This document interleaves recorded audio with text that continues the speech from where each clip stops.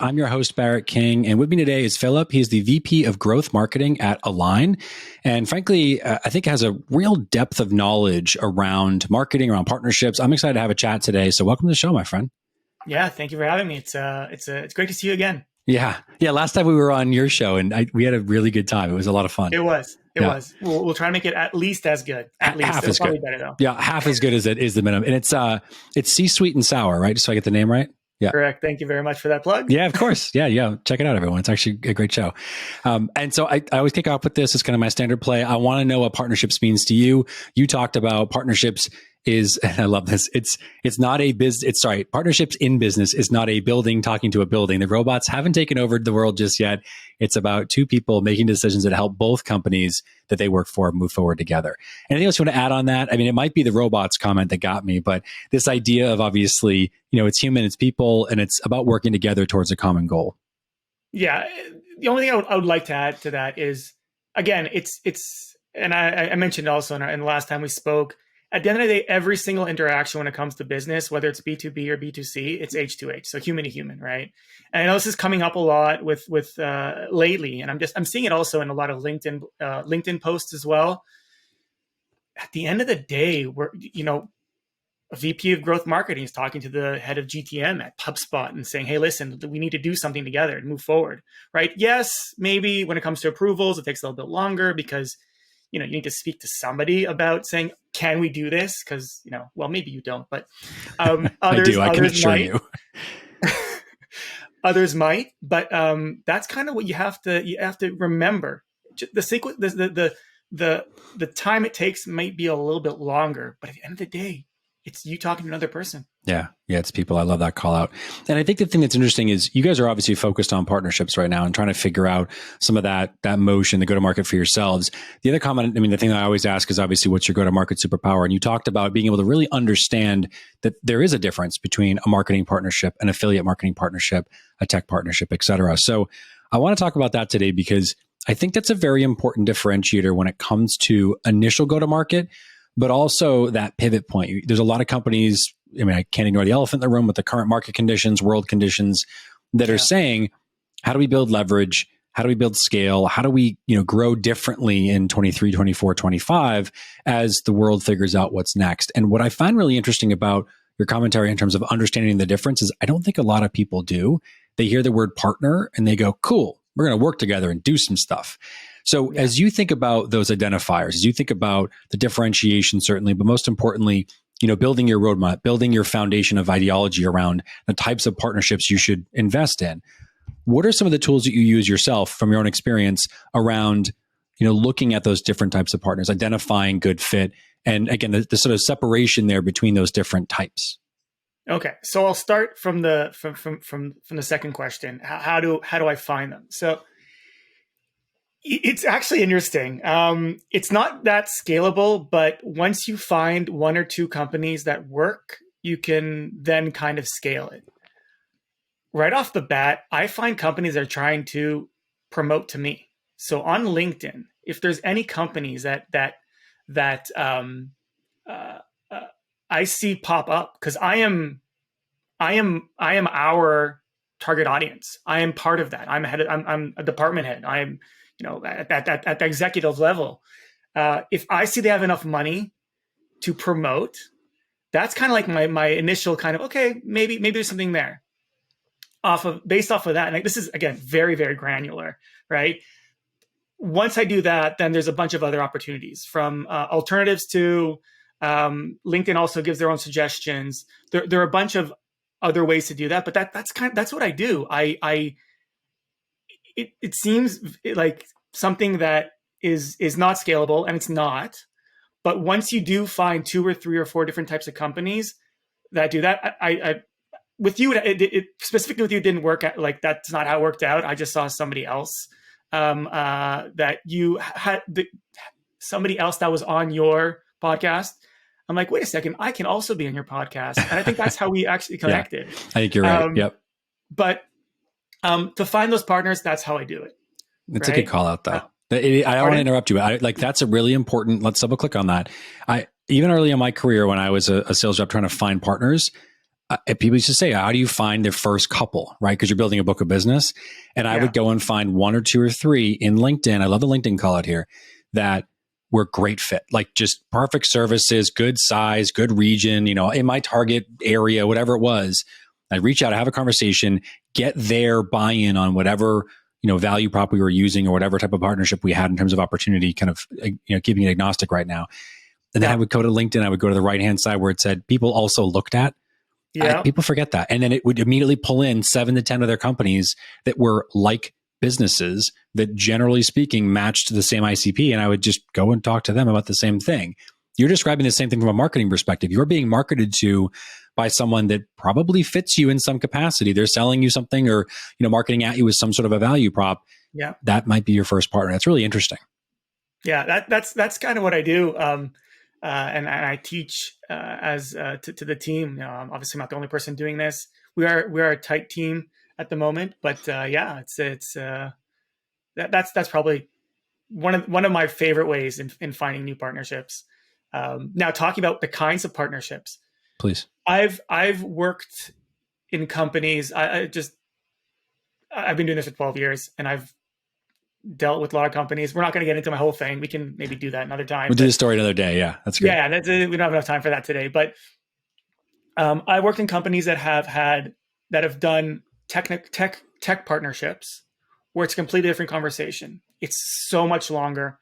There's, when you add a product element into your partnership, it takes a while. What's great about those is that they're incredibly profitable because you do it once, you step back and you let things kind of roll on. Because if the tech partnership is there, they want to be, they kind of, especially if there's added value, because otherwise, first of all, you have to make sure there's a reason for this partnership. And if both companies decide that, yeah, it makes sense, then okay, great. It's great because at least for the marketers or the heads, their VP partnerships or the partnership heads, there isn't too much to do after that initial conversation, right? When it comes to affiliate, that leans a little bit more towards marketing, but not what I call my traditional partner marketing style of things. There's a monetary aspect to it, right? So there's skin in the game in that example. They've got a reason. There's skin in the game. Yeah, correct. There's skin in the game. And what I find difficult with affiliate marketing is that it really depends on what you're trying to sell and what platform you're using. So there are platforms out there like Impact, for example. That's one I used in a company just before this one. And it's very difficult if you're in a niche that doesn't already have people that want to kind of push that type of market, right? It was crypto. Again, I'm not going to say who it is for now. Just I don't think it's the right spot to do it. Keep it simple. Yeah, keeping it simple. But it's just they were lucky because everybody was in crypto at the time when I was there until everything flipped. Yeah, until they right? weren't, right? Yeah. Until they weren't, right? So with affiliate marketing, if you're doing it with like a company like Impact, for example, which is a referral, they call themselves like a referral partnership. It's affiliate marketing, right? Referral partnership platform. You need to make sure you pay a lot of money and get them involved. Now, what's great about affiliate marketing is the fact that even though you're paying out, it's what I call good debt or good. What's the word? Well, I like that term, good debt. I feel like I might use that somewhere else. It's like good debt. Yeah, good debt. We'll keep that. Yeah. It's good debt, right? It's kind of like you have to pay. It's stuff that you have to pay out at the end of the month, but it's because you gain something, right? There's an advantage. It's not like you're just paying somebody out and you never know what you're going to get. Yeah, there's a direct LTV to CAC relationship in that investment. Yeah, that makes sense. Bingo. Yep. And the third is like, I guess we call it. There's three of them, right? There's tech, affiliate, and the idea of just like standard marketing partnership, right? Yeah. Okay. Like so regular. Standard marketing partnerships. I like those the best because there is a lot you can do. And when you just so we're clear. So we say marketing partnership. You mean co-marketing? Do you mean Like just that sort of dynamic you're describing? Yeah. Co-marketing, cross promotional marketing. Yep. Got it. Okay. I like it the best because there are way more touch points at just one instance, and it's a way more hands-on. There's a lot of feedback going back and forth. And for example, everything from cross blog promotions to, doing podcasts for each other to social media. So it's kind of like you're extending your marketing department with another team's marketing department. That's how I look at it. And I enjoy that the most. And I see the most opportunities out of that one. So how do you identify then which one to start off with? If I'm hearing you, and it all makes sense to me, each provides different value, right? Tech is more close to product. It's more perhaps direct, immediate client value, but not lift is what I'm making an assumption there, but maybe not as much lift in terms of, marketing. Yeah. Then you've got, your affiliate, which is, I'm going to use the expression hit or miss. It's the wrong way to describe it, but it's sort of, you get out what you put in, and I'm seeing that kind of correlation. And then you've got more traditional marketing partnership where it's far more symbiotic. It's more relationship and human to human, like we were describing, but the play is different. Like the leverage is different. So if I think about, we'll say regardless of stage of growth, just talk about what you're doing right now. How are you identifying which of those to lead off with? Or do you just kind of go in all buckets and see which one plays out? So in our situation, it depends on the resources we have in our company right now. When it comes to product, I don't see any tech partnerships happening anytime soon, just because the type of product that we are. If we are connecting or integrating with anything at the moment, it is because we want to give value to our customers. It's not necessarily something that I expect. Like, for example, we have integrated with HubSpot, right? I'm not expecting HubSpot now come to us and say, hey, let's do something really big together, right? If anything, I would have to push that forward and really, really show that there's value for that to happen.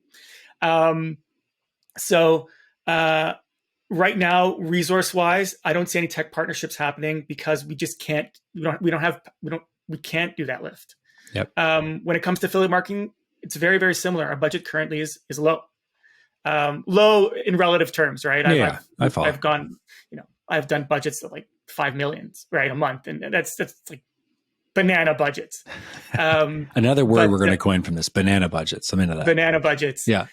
I love that you're coining a lot of my stuff, and I'm enjoying that. Like I appreciate that you're appreciating it. Yeah, whenever this goes to LinkedIn, I'll have a bunch of weird hashtags at the bottom. It's going to be a product of all of these things that we just talked about.